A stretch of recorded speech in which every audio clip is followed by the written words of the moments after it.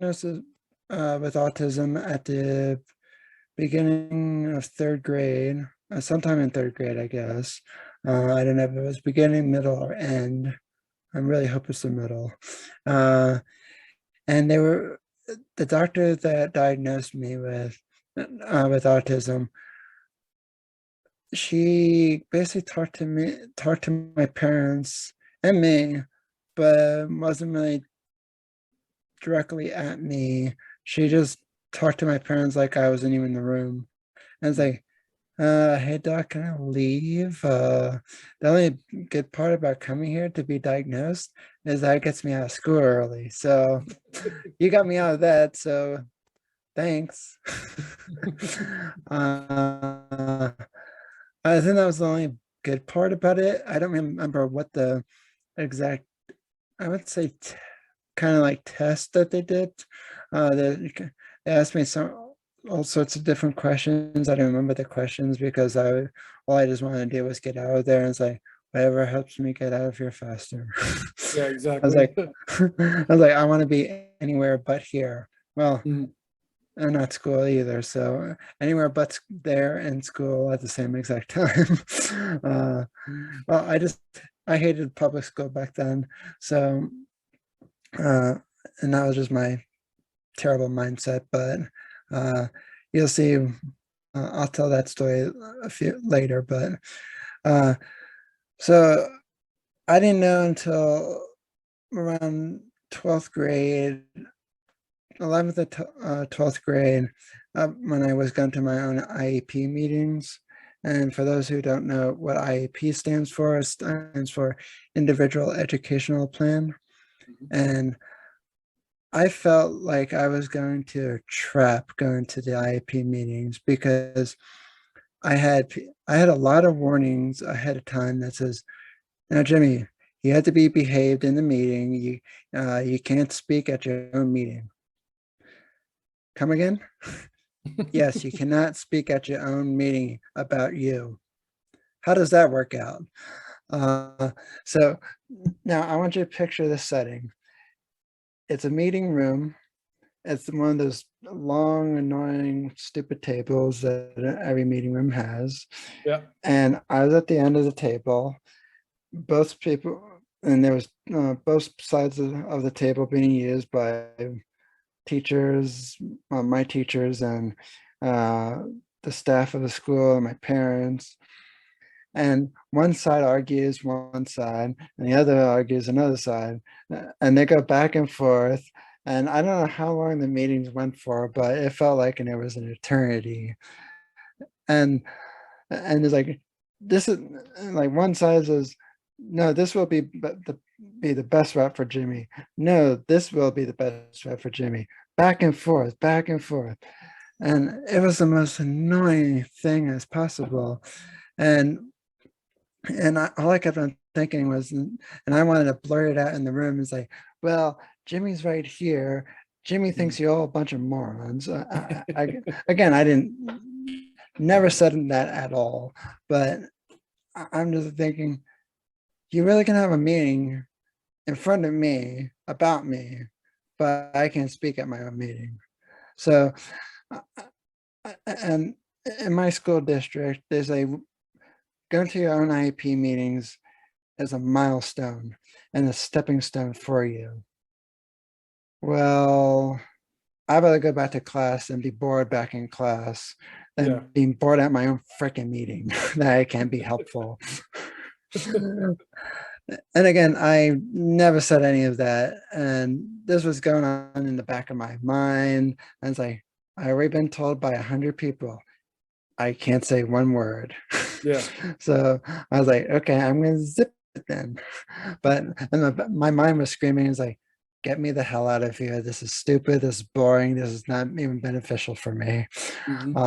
And my parents were helpful because they advocated for me and they knew what I needed. And we talked about it ahead of time. So eventually I was going to somehow get a little bit what I needed and what I wanted eventually, but it just can't come from me. And I thought it was funny because back then I was old enough to go to, if I chose to, I could go to uh, fight for our country, and then but I can't make my own decisions and my own IP meetings and what would be beneficial for me. Sounds about right, and seems very fair. No.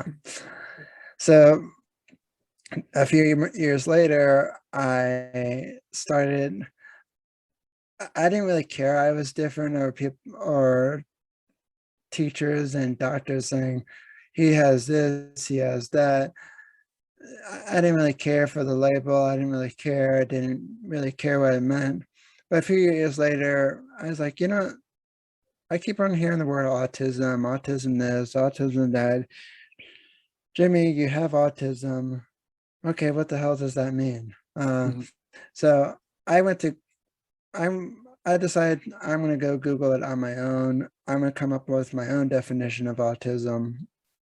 It makes, and what makes sense for me. I didn't want, uh, I didn't want to go by what the dictionary said. I didn't want to go by what Google says. I didn't want to go by what Temple Grandin says, who's also on the autism spectrum and also a autism advocate. But I just didn't want to go by what they said. I wanted what makes sense for me. So I Exactly. did that. So I did that, and it was. I thought to myself, oh, so it makes me feel like I'm unique. Cool. It gives me a unique perspective. I'm going to use it for good and help people who who may not have a voice, or who do not feel like that they are being heard by others. And I don't know if this is a saying, but the more the louder that you talk, the Mhm. more people will listen. Yeah, exactly. And so I was like, perfect. I'm gonna use my voice because I don't know how to shut up. So and so that's that story. And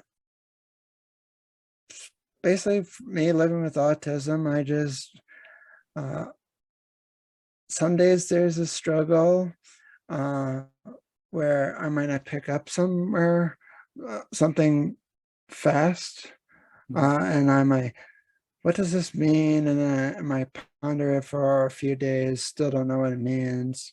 But then there's other times where, hey, wait, I figured this whole thing out, or I might be like very instantly, it's like, oh, that's the problem, or oh, I just figured this out, and it might take me less than an hour.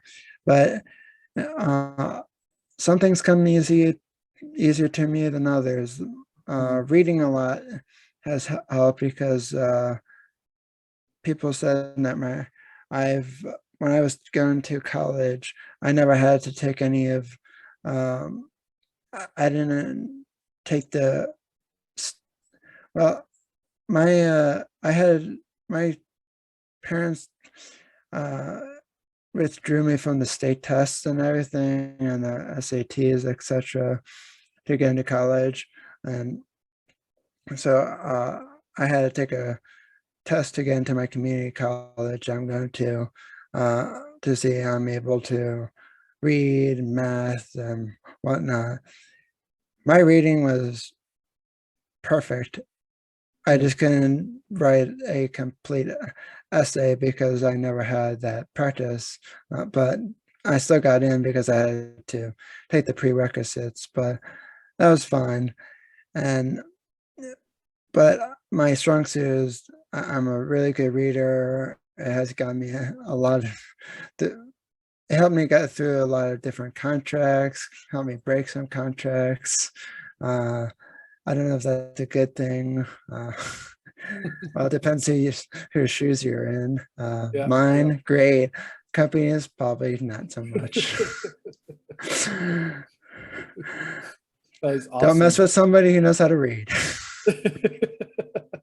Well, they say knowledge is power. Exactly. Yeah. And so, and I Um, may, yeah, so that's basically it. based off of everything that I'm hearing from you, did you ever feel like you were not in control of your life? Because you mentioned a few times where you're sitting down at a table and they told you don't say anything. And then you mentioned as well back in when you're in grade 3, you were diagnosed, but the nurse or the doctor was never looked at you while they were telling you about, hey, what to do with Jimmy in a sense. So have you ever experienced that besides those two incidents currently or even previously, where you, again, did not feel like you were in control? Yeah. I can name you many different times. There are one of the times, well, yeah, one of my recent doctors, like a few doctors ago, uh, he just kept on typing on his computer of everything, of like what's happening or what's going on with me, but he never really told me until after he was done. And I was like, really?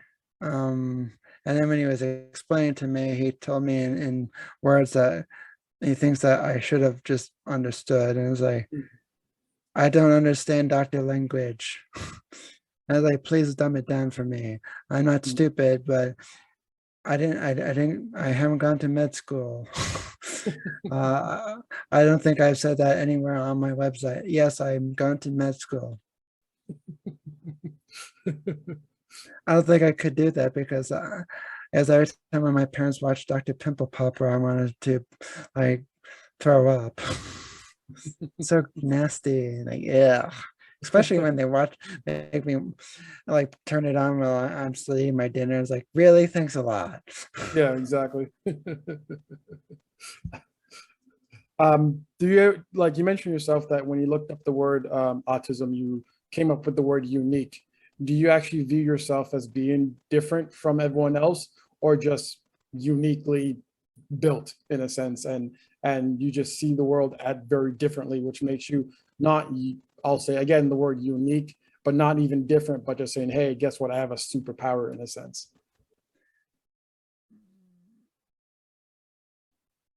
I would say the second one. Mm. I feel like it's a superpower. It's a blessing and a curse at times, because I feel like sometimes some people try to take advantage of me, and it's like, oh well, he's autistic, so I'm just gonna pretend that he's a good person, or I'm gonna pretend that he's worthy and whatnot. Mm. And like I had some podcasters in the past who wanted me on their show, had me fill out like so many gosh darn forms and signature this, sign this, sign that. And then when it came to setting up the podcast, they just dropped off the face of the earth. And I was like, well, if you don't want me on your podcast, just tell me I'm not a good fit for your podcast. I Mm. won't be hurt. I just say I'm not, I don't think I'm the right guest you're looking for. I get it, take a hint, but it's like people like, oh, I'm going to offend the person. And it's like, there's a lot of, there's, you ever have to do a lot of things in order to offend me. uh, I, I only get offended when somebody calls me like the R word and or call me other names, but it takes quite a bit to annoy me. And Yeah.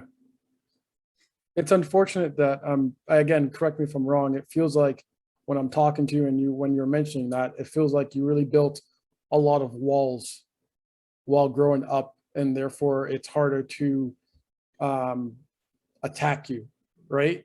Because again, I'm pretty sure you've gone through, again, this is just based off of what I'm hearing from you, and I've seen a couple of my friends that actually have autism as well, that life is not, they're not dealt with the favorite cards in life.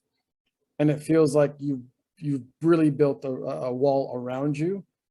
Therefore, it's harder for people to, again, hurt your feelings, which I'm not saying that people should hurt your feelings at all. Like that's absolutely incorrect.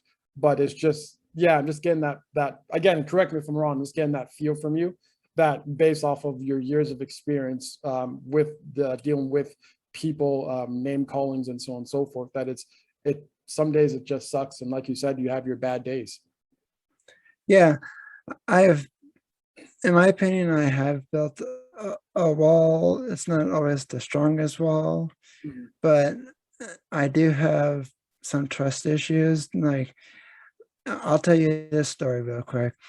Mhm. So back in elementary school, they, I'm not going to name any names. I'm not going to name the school because, well, Yeah. the people who I grew up with know it, but they, uh, they, I had a lot of autism meltdowns, and I'm going to define the autism meltdowns for everyone who's listening. They think of autism a meltdown like a nuclear bomb going off. Some might say it could be a hurricane, but a hurricane has many different categories of hurricane. Mhm. Well, of course, now I think of the word categories after I was on a podcast earlier today, and I was like, a hurricane, and I call it levels, and it's like, it's a freaking category, damn it. I was like, what? And like, now I just think of it now. And like, I knew it was like right on the tip of my tongue, but it's like, and I was like, oh, there it is. See what I mean by it might come to me later? So uh, in elementary school, I had a lot of autism meltdowns, and it's like a sudden burst of energy, all emotions pouring out. So that's why I define it as a nuclear blast, because it's just sudden. And once Yeah. that bomb is dropped, it's not going anywhere but down and exploding everywhere. And pretty much 9 out of 10 times, there's wreckage behind, a Mhm. lot of wreckage. And I don't know why I did it. I don't understand, but I knew during those meltdowns, I didn't have any control over myself. I felt like I was controlled by something else in my body. I Mhm. know that might sound super weird, but that was, I was in a really bad state back then. And one of the things that the school did, which I found out later in life, which was super illegal. They, uh, I don't know if, have you ever heard of the some schools and some teachers and staff use restraint, Yeah. and and they never used it like on my head or whatnot, but they wrapped my arms around my body and grabbed it behind, if that makes any sense. I don't think that made any sense, but so basically they wrapped my arms around my body and pulled from behind. Yeah. And I found that out later in life that it was illegal in 30 states. I don't know what happened to the other 20. I think they fell asleep. Um, and one of the, and that quite I went home with uh marks on my arms, my clothing was stretched and more, and uh, uh it was never like permanent bruising, but my arm hurt, my arms felt like it wanted to fall off, and it, and it it really, my parents had to get the school to stop doing it. And I was thinking for myself, once I heard that was illegal, and just recently I heard that was illegal, and looking back on it, I was like, man, too bad we didn't have a lawyer back then. uh, well, I mean, if you, I don't know if you're a parent or not, but if you were a parent, when you when you do that, go after somebody who was a organization or a school who was doing that. And it's like maybe at that time back then, I don't know if it was illegal back at that time in uh, early 2000s, but who knows? I don't know if that was okay back then, but it was hurtful, and I had major trust issues, and then later on in life, I didn't know who really to trust, Makes sense. and that's a whole nother story for another time. That's seriously, it's breaking my heart, to be honest with you. And it's that faith in society that you wish, and especially going to school, you think that when you go to school, it's people that you could trust and people that you can um, I guess, could help you through the tough times, especially when with the teachers and friends that are there. I guess there's something like the police in a sense where they're supposed to be protecting and serving. Teachers are supposed to be molding minds, not restraining people, to be honest with you. So again, I'm sorry that you had to go through all that. It's unfortunate. I believe that our school system and a lot of society in general does not know how to help people and support people with certain diseases, illnesses, and the list goes on. They, like we mentioned earlier, it's just take this pill in a sense, and it's pretty bad. And in all honesty, being autistic, what do you wish, I guess, society can do, like bring more awareness? Because I'm not sure if there's much awareness to autism currently. But it's just, yeah, I'm just hearing your story about it. It boggles my mind how things are being done right now. Well, one of the things that I would like society to figure out is how can we support people with extra challenges, not even just with autism. Mm. Uh, I never, and I'm not trying to offend any organization out there, but in my opinion, and this is just my opinion alone, no one has told me to say this or whatnot. All strictly my opinion. You can disagree and or agree with me, but I never liked the name Special Olympics because I don't like the word special. You can call it like Unique Olympics because it's like, oh, we unique people. Mhm. I like the name. Yeah. I don't like Best Buddies because like, well, what makes this person best buddies? That sounds like you're just doing me a favor, like, oh yeah, this person's showing up and he's being my buddy. Mhm. I can make my own friends, pretty sure. I have a mouth. Maybe I don't know how to use it in the correct ways at times. And I put my foot in my own mouth at times, Mhm. like 99.9%, or like 95-ish. That number may vary depending who I'm talking to. Exactly. Uh, I also don't like Autism Speaks because they don't speak for me. They don't speak for the autism community anymore. They blew, you know how much money they blew at trying to find a cure for autism, and they finally realized that there's no cure. Maybe down 100 years later down the road, we don't even have that technology. And again, I came up with this question: why does autism need to be cured? It's not a disease. It's not coronavirus. It just it is a natural stage of life. We learn differently. Some people can't. Uh, some people with autism can't verbally talk, but it'd be nice if these billion-dollar companies who think they're God's gift to the world, hey, how about you come up with some technology for people with extra challenges? No, that'd be a waste of money. Yeah, it can't be any more a waste of money than what Autism Speaks did. So the bar is set low, guys. Come on. Come on, Apple and Google, race to it. Put up or shut up. So Hey, it's true.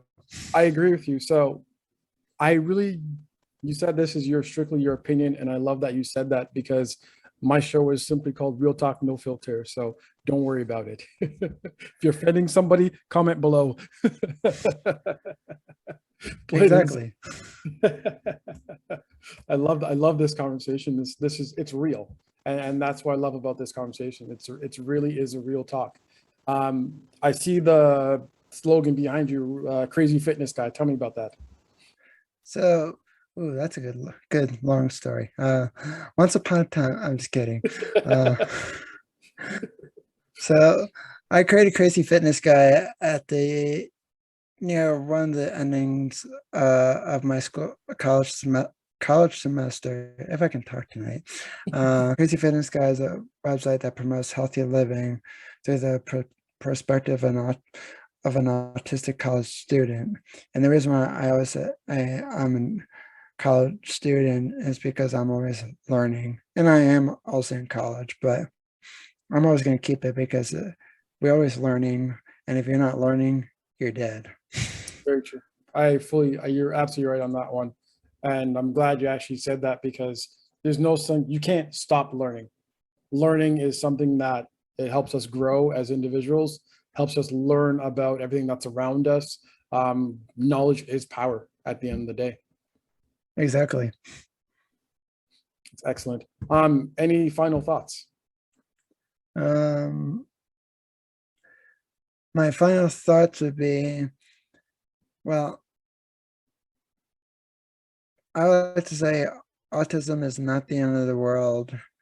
I would also like to say, just because we're different doesn't need to be cured. It's not a disease. Perhaps the Autism Speaks is a disease in itself. Maybe we need to cure them on the thought of that autism needs to be cured. And we also need to cure those people who thinks that vaccines cause autism, because scientists has proven it over and over again. It does not. And whoever listens to them, they're cuckoo for Cocoa Puffs. That is awesome. They hold a special place in my heart. I mean, or maybe close down to the liver. I don't know. Jimmy, it's been a treat. I love the fact, honestly, I love the fact that there's people with autism out there, because honestly, I do not want, and it just is just strictly a selfish reason. It's a fact that with autism, you see the world in a very different way. We don't see it black and white. You see it for the world what it is. And I believe that people without autism, or just not even autism altogether, but just people, we have a lot of shields, and we're very tunnel vision on what's surrounding us. And we kind of just put a blind eye against what's really happening around in the world, in our whole society. And we get away from the reality of things. And I believe through autism, people like yourself, or they're able to express and see the world a different way, a uniquely way, but at the same time, the world in which it really is. So I agree. That's just my opinion. And again, it's just, hey, have more people like you, and therefore they could have those opinions, and they could share those views, and therefore they're able to, again, spark ideas. And like you mentioned, like there's big corporations out there, like the Googles, like the Amazons, that have all this money. Why not create more programs or more technology? Again, I don't know what's going on in the autism world, but just to support and help and find ways to, I guess, say, lead a more, in quotation, normal life, but at the same time, reduce the criticism. And that, I think, if the criticism was gone away from people, as you mentioned, that are uniquely challenged, and the money was put for support, because I believe everyone needs support in some way, some way or form, shape or form. And that support doesn't mean, okay, we're going to help you with your autism, but hey, let me help. Support could be checking up on you and see how you're doing. Like you mentioned, you do have bad days, and everyone has bad days. Some have bad days worse than others. You mentioned it. It's not like a hurricane, but really like a nuclear bomb going off. And it's sad to say, having you strapped down with arms behind you crossed is not how you deal with the subject. It's not how you deal with those situations. Honestly, in my personal opinion, it could just simply being, hey, Jimmy, what's going on? Let's talk about what's going on, and slowly calm those from a nuclear, despite a nuclear bomb going off, you could still control it in a way where it is still not harmful to everyone around them. Like you mentioned, there's disaster that happens after it.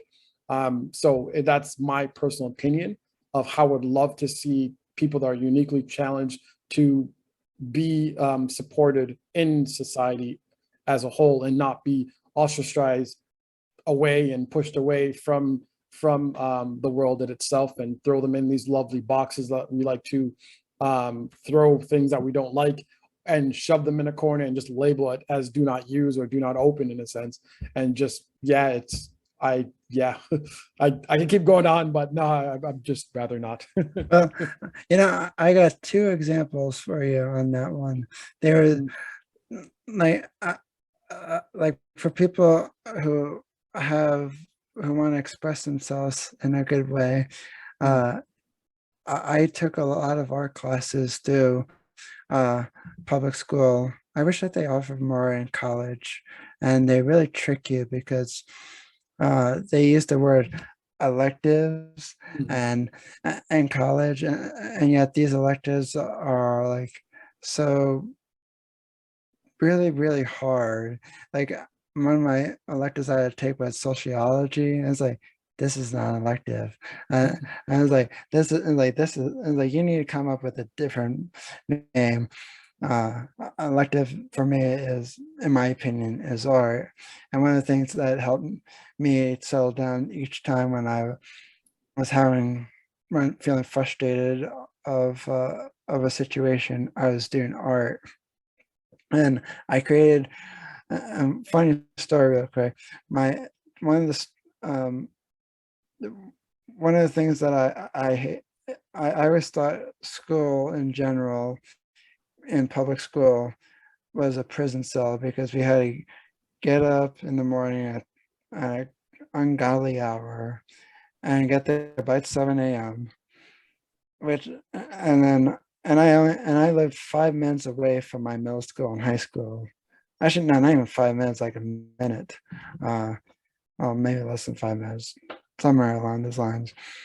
And it was the worst thing, right? I did not, and so and we had to get on these buses, go there, stay there till like 2 o'clock-ish, 2:30-ish, get home, do our homework, and do the same thing 5 days a freaking week. Now, I know that's pretty much everybody's job in the real world and whatnot, blah, blah, blah. But one of the things that helped me was these art classes, because I created a small replica of a school, not my school. I couldn't do that. And so what I did, I created a small replica of a school, put a chain link fence around it. I put prison bars on it. And what's funny, my principal who was the head principal of my middle school, eventually came over to my high school. She, let's just say, because of my autism meltdowns, I was in her office a lot.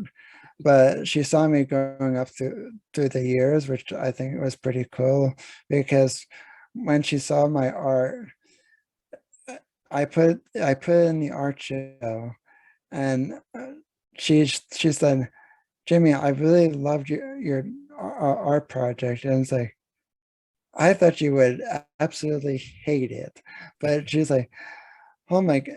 And the fun moral to that story is, I run a award in the art show just for that design, and I'm like, I didn't even think that I was going to even win. It's like none of my previous art projects I ever done uh, ever won anything, but this one I was like, oh, now you like it. I'm criticizing my all my public school on display. You won. Great. I don't get art. And my other last thing I want to wrap up before we leave, I'll just leave with you. If we were all the same, we would literally be stormtroopers marching in the same exact line and the same exact uniforms. We would be all boring. Yep. Yep. I love the stormtroopers though. Don't get me wrong. Okay. The best characters in Star Wars. They don't say anything. I love them. I just love them. They're so cool. Out of the whole movie, I like the stormtroopers. That's it. That's to be honest. I just There's love a whole Star Wars. like I don't care. I really don't care. I honestly like Star Wars could just be just a bunch of stormtroopers just marching around and just going pew pew pew, and I'll be so happy. Like, dude, If you come on my podcast, we're gonna have to joke about that some. oh yes, for sure I will. Next year. Jimmy, it's been awesome. I love this conversation. We'll definitely talk again. Have a good one, Definitely. Jimmy. You too. All right, take care. See ya.